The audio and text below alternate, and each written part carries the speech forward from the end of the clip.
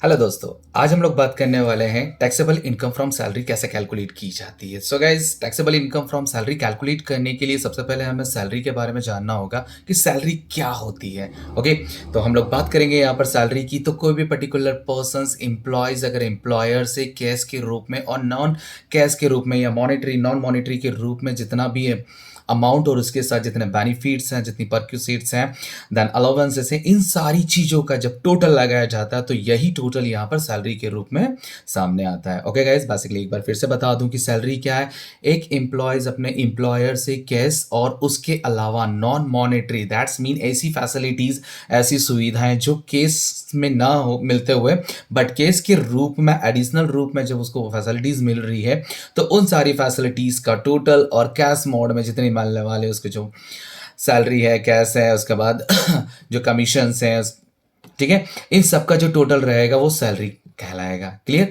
So guys, basically यहाँ पर हम लोग बात करते हैं कंपटीशन से। अगर हम लोग करना चाहें competition of taxable income from salary की, तो competition of taxable salary calculate करने के लिए सबसे पहले हमें यहाँ पर आइडेंटिफाई करना पड़ेगा बेसिक सैलरी को। Okay, so guys, basic salary में यहाँ पर हम लोग देखेंगे, सबसे पहले देखेंगे जो क्या सैलरीज है, उस सैलरी में पॉइंट आता है सबसे पहले आपका सैलरी का। गाइस, कोई भी पर्टिकुलर पर्सन अगर किसी एम्प्लॉयर से जितना भी जो काम कर रहा है उस काम के बदले कैश के रूप में जो भी अमाउंट रिसीव्ड कर रहा है, ठीक है, वो उसकी यहाँ पर सैलरी कहलाएगी। ठीक है ना। दूसरा पॉइंट है कैश के अलावा, कैश में एक और कौन सा मोड है, तो कैश के अलावा पर्टिकुलर पर्सन को सैलरी में दूसरा जो पॉइंट रिसीव्ड होगा वो होगा उसका बोनस। क्लियर? तीसरा पॉइंट आएगा कमीशन। अगर फिक्स्ड परसेंटेज बेस कमीशन है तो वो भी हम लोग यहाँ पर इसमें केस में काउंट करेंगे। नाउ इसके बाद हम लोग बात करते हैं यहाँ पर परक्विजिट्स की। दैट्स मीन एक एम्प्लॉयर की ओर से उसके एम्प्लॉयज़ को जो दिए जाने वाले बेनिफिट्स है। गाइज, आप लोगों को पता है कि रिसेंटली कंडीशंस ऐसी है कि सैलरी के रूप में मिलने वाला जितना भी कैश है, ये जो सैलरी मिल रही है बेसिक सैलरी, उस सैलरी से कुछ भी पूरा नहीं होता है आज की डेट में, क्योंकि महंगाई डे बाई डे इतनी बढ़ती जा रही है।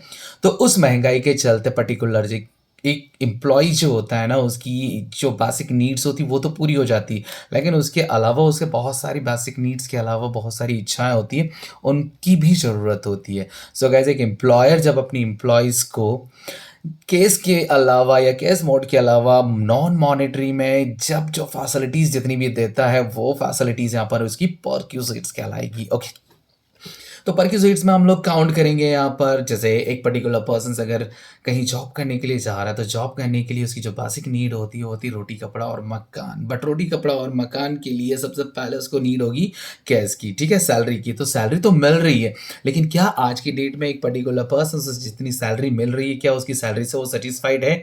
नहीं। इसीलिए एक एम्प्लॉयर क्या करता है, उस सैलरी के अलावा अपने एम्प्लॉयज़ को सेटिस्फाई करने के लिए एडिशनल बेनिफिट्स भी देता है। जस्ट लाइक सबसे पहले अगर मैं बात करूँ यहाँ पर, तो एक एम्प्लॉयज़ को सैलरी अगर चाहिए तो सैलरी के अलावा और कौन कौन सा बेनिफिट्स दिए जा सकते हैं, जो परक्यूजिट्स दिए जा सकते हैं। तो बेनिफिट में सबसे पहला आएगा आपका रेंट फ्री हाउस। गाइस, एक एम्प्लॉय को रहने के लिए अगर बेसिकली अगर फैसिलिटीज़ दी जाती है तो वो रेंट फ्री हाउस में आएगा। दूसरा यहाँ पर जो मील फैसिलिटीज़ हैं, एजुकेशन फैसिलिटीज़ हैं, ठीक है।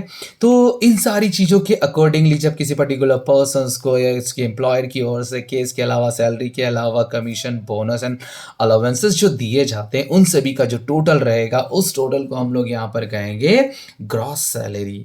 ठीक है।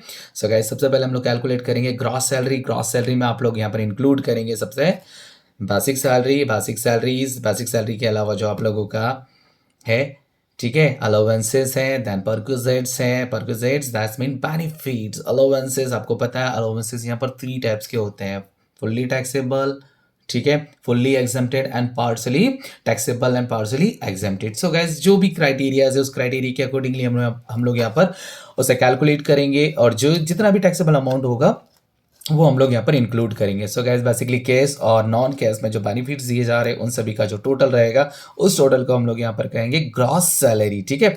अब ग्रॉस सैलरी जब हम लोग कैलकुलेट कर देते हैं तो ग्रॉस सैलरी में से हम लोग लेस करेंगे डिडक्शंस अंडर सेक्शन 16 के accordingly. Guys, income tax act में क्लियरली मेंशन है कि अगर कोई पर्टिकुलर पर्सन सैलरी के रूप में अर्निंग कर रहा है, ठीक है, या सैलरीड पर्सन है, तो उस पर्सन को यहाँ पर जो डिडक्शंस अवेल्ड होंगे वो होंगे अंडर सेक्शन 16 के अकॉर्डिंगली। तो अंडर सेक्शन 16 16 में यहाँ पर जो डिडक्शंस है वो 3 टाइप्स के हैं। नंबर 1 सबसे पहला एक फिक्स्ड अमाउंट होता है कि कोई भी पर्टिकुलर पर्सन जितना सैलरी से अर्निंग कर रहा है, जैसे उसकी ग्रॉस सैलरी है, उस ग्रॉस सैलरी में से सबसे पहले स्टैंडर्ड डिडक्शंस माइनस किया जाता है जिसकी अमाउंट फिक्स्ड है 50,000 रुपए।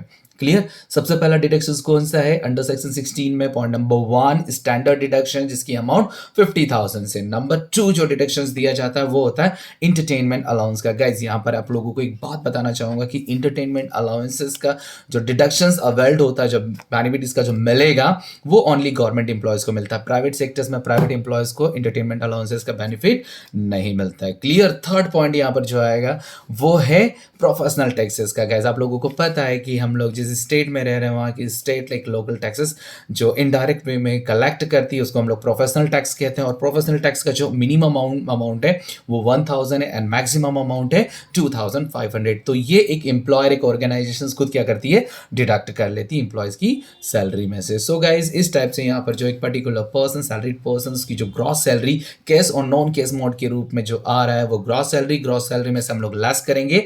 डिडक्शन अंडर सेक्शन 16 के अकॉर्डिंगली 3 टाइप्स के फिर से बता दूं, SD standard deductions, number 2 entertainment allowance and number 3 is professional tax. So guys gross salary में से डिडक्शंस को अंडर सेक्शन 16 के अकॉर्डिंगली इन डिडक्शंस को माइनस करेंगे तो हमारे सामने जो सैलरी अवेल्ड होगी, जो आएगी कैलकुलेट हो करके, वो सैलरी यहां पर कहलाएगी taxable salary. Okay, thank you.